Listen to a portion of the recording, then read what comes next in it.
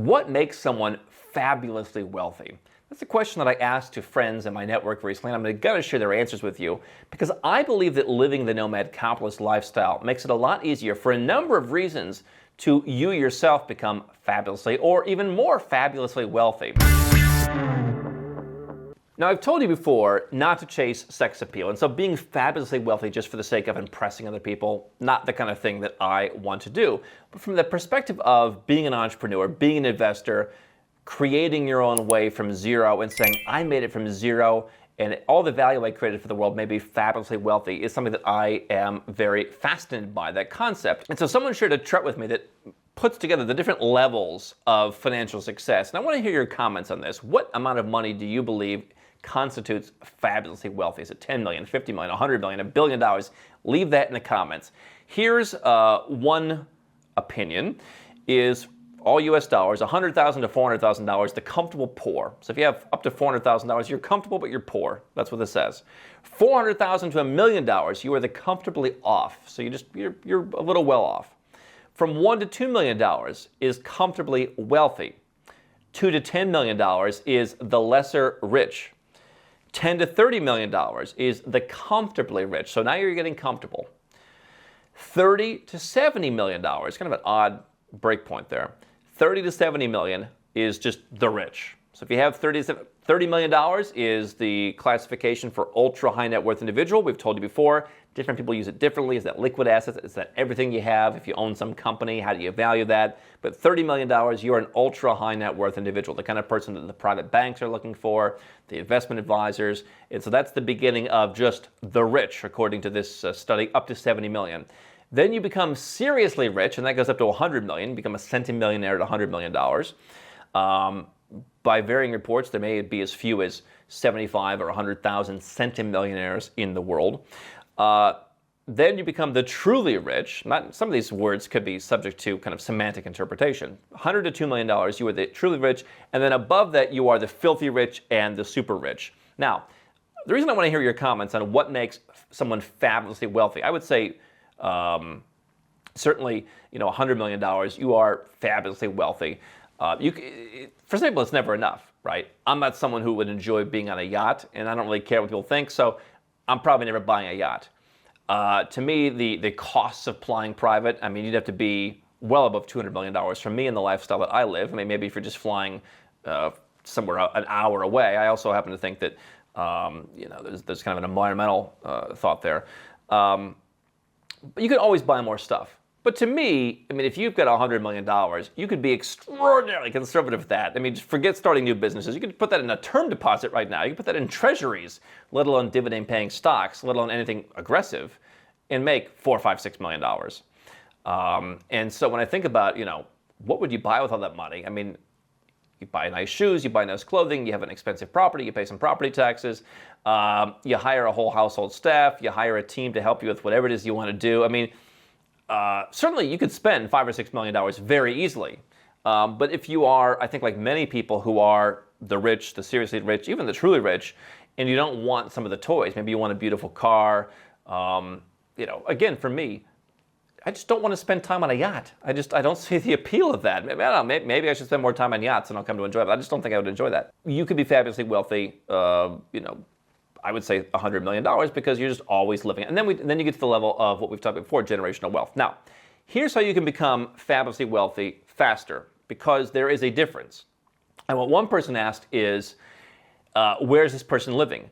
This report that I shared with you is based on someone who lives in the United States. Now, if you live in Midtown Manhattan and you've got $30 million, no doubt you are still rich.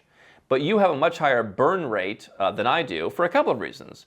Number one, you are living in an ecosystem that encourages keeping up with the Joneses. And so you're going to always be pushed to, oh, did you go to this new, you haven't been to the new Michelin star restaurant. Oh, you haven't been over here. I enjoy going to Michelin star restaurants sometimes. And sometimes I enjoy eating a street taco in Mexico City. And quite frankly, I will tell you, the street taco in Mexico City, next to the British Embassy, is better than many of the Michelin star restaurants that I've been to. I enjoy the flavor more. And I think a lot of people would, if you just take away you need to go to the fancy restaurant because you are keeping up with the rich. Doesn't mean that you're not rich or seriously rich or truly rich. It means that there's a cultural shift in people who actually understand what wealth is. I've literally had people tell me, a rich person would not eat a burrito. A rich person would not eat a taco. It's ridiculous. I mean, Michael Bloomberg is a multi-deca billionaire. Okay, the guy took the subway as a publicity stunt, perhaps. The guy enjoys eating a street hot dog. Why wouldn't you? Why do you have to change? And I think that's part of the equation, to where when you live a nomad capitalist lifestyle and you live somewhere else, even if you live, let's take an English-speaking place that we've been talking about more recently. You live in Dublin, Ireland. Everything I read and every time I talk to someone in Dublin, Ireland, it's like, oh my God, did you see what just happened? I saw a newspaper article in Ireland where people were complaining that there was a restaurant that was selling like 3 scones and a pot of tea for 15 euros. You would pay more than that at the yacht club next to my house in Montenegro. You'd pay more than that a lot of places, quite frankly. And yet people in this very kind of humble environment, even though it's the third wealthiest, third highest income per capita country in the world right now, are up in arms about that. And so perhaps you could live in a place like that, which offers a number of advantages to foreigners, by the way, and you wouldn't have as much keep up with the Joneses as you would in a place like Dubai or in a place like Midtown Manhattan. And so that's one part of it. Obviously, if you choose to live in some of the further afield places we talk about, if you want to live in Kuala Lumpur, Malaysia, I can tell you, prices there are lower than even many places in Eastern Europe.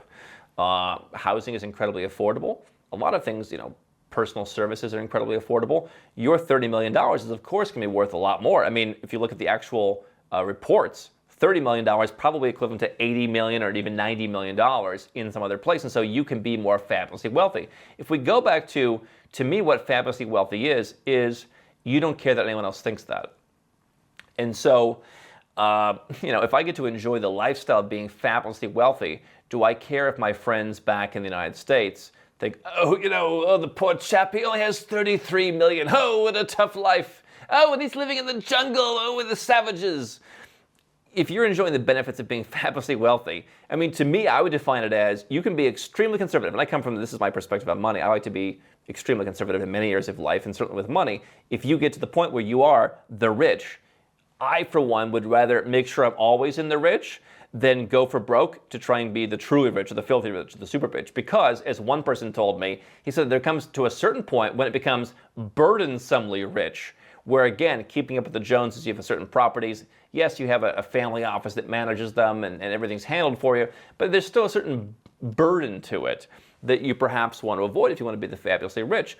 And so you can, if you're running a business, you can live in a cheaper place and you can help manage your business back in a higher cost Western country. You can travel back there occasionally and just pay those costs occasionally. You can do Zoom. If you live overseas, you can potentially pay lower taxes in your business, lower taxes on your investments. Imagine that you have dividend income, right? If you invest in dividend stocks all around the world, you might get a couple percentage points more. Look at like a bank in Singapore. You make 4.5%, 5% dividend income versus a bank in the U.S., 2.5%, 3%. Except if you're in the U.S., and you have an investment in the U.S., you might pay up to 30%, dividend tax. Less if you're actually a U.S. citizen, but then you're paying tax and everything else. So you've got almost a twofold increase just on income that allows you to be fabulously wealthy because you not only have the net worth, but you have the income that's being generated from that. If you are reinvesting your income or your profits back into your business, back into more stocks, and you're doing very well as a trader, for example, or an entrepreneur, you're going to grow a lot faster having a lower tax rate somewhere else. You're going to become fabulously wealthy faster. And so what some people do is they'll say, I'm from the UK, I'm from Canada, I'm from Australia, I'm from Germany, I'm starting a business, or I've started one, it's worth, I've got $5 million to my name and I've got a business that's worth something. I'm going to pay a little bit of tax to get out of that system because I built my business here, I've made some wealth, I have some capital gains to tax. I'm going to pay them, I'm going to get out. I'm going to go and live somewhere like a Kuala Lumpur or Dubai, fill in any number of dozens of tax-friendly places where you keep more of your own money. And I'm going to continue to run my business, make my investments, whether you're the guy we worked with who makes $10 million a year trading stocks, whether you have a business that makes multi-millions of dollars a year. I'm going to keep more of that. I'm going to become fabulously wealthy. And then I'm going to perhaps go back to my country and I'll do charitable giving and I'll create generational wealth and I will live there happily ever after. I'm going to commit 10 years to get fabulously wealthy a lot faster rather than everybody else who's just keeping up with the Joneses, who, water seeks its own level when you're paying taxes, paying higher costs. You'll become fabulously wealthy a lot more overseas. And so to me, If I could assure that I would always be the rich, the seriously rich, the truly rich, by saying I'm going to move from my country and go and live in Dubai or go and live in Bangkok, plenty of great Michelin star restaurants, went to an amazing German restaurant in Bangkok about 6 months ago. Is it really that much of a sacrifice to where you could become fabulously wealthy much faster? And of course, once you're there, your money goes much further. And so, again, $30 million in Bangkok might be, it's worth $75 million in New York City or in Munich or in London. Now, one thing people have brought up, I've had friends of mine say, where are you on the totem pole? One thing I've had a few friends of mine bring up is, where are you in relation to other people in the location? And so certain people like the idea of, hey, I can move to Tbilisi, Georgia, and I am the rich. But there, I'm in the top tier. And so more single guys have said this to me where, hey, I can go to Dubai. There's plenty of billionaires. There's plenty of centimillionaires. If I have $20 million, and I'm looking to, join the fabulous ranks of society, that's going to be harder for me. Whereas I can go to a place where my $20 million is worth a lot more and is seen as a lot more. Again, I tend to think that being fabulously wealthy is not about perceptions. It's about being able to say, I don't care what you think, right? Because I think what people who are trying to become fabulously wealthy don't realize is the people who will never be fabulously wealthy, in many cases, have the wrong mindset. Where again, it's the guy who says rich people don't eat burritos. Well, that's stupid. Of course, they occasionally eat a burrito. To me, I don't think that you're fabulously wealthy unless you can say, I'm going to have a street hot dog. I'm going to eat a street taco sometimes. What, you only eat at Michelin star restaurants? That's what some people think. That's not, I think, what a real fabulously wealthy person does. And I wouldn't consider myself fabulously wealthy if the only thing I could eat was foie gras and caviar every day. Enjoy it sometimes, don't enjoy it every day.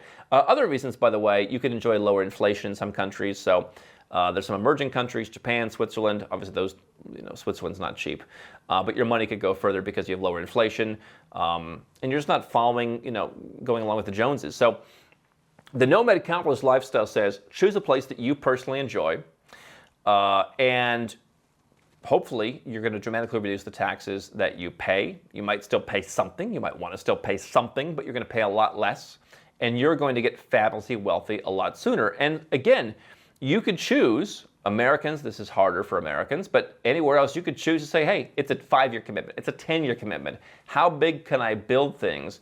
And then perhaps I'll come back. Now maybe one day they'll close that and they'll say, oh, if you make a bunch of money and then come back, we're gonna nail you. But for now, generally speaking, you make your money overseas, you come back and you enjoy that lifestyle. Or maybe you realize you enjoy living in Bangkok, you enjoy living in Panama City, you enjoy living in Tbilisi, and you want to make your life there, and your fabulous wealth is going to go much further, and you can have an impact doing charitable giving there. So again, leave a comment below. How much money do you believe is fabulously wealthy? To me, that's a goal, not because the purpose of showing off, not because you want to waste money on dumb stuff you don't want. If you enjoy having a yacht, if you enjoy having a boat, make that your thing. There's certain things I enjoy that cost a lot. I like buying shoes.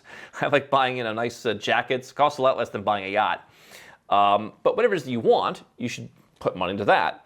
But for me, fabulous wealth really means taking control of your life. And you can get there not only on the emotional side, but on the financial side much faster, living the nomad capitalist lifestyle and focusing on what you want rather than society.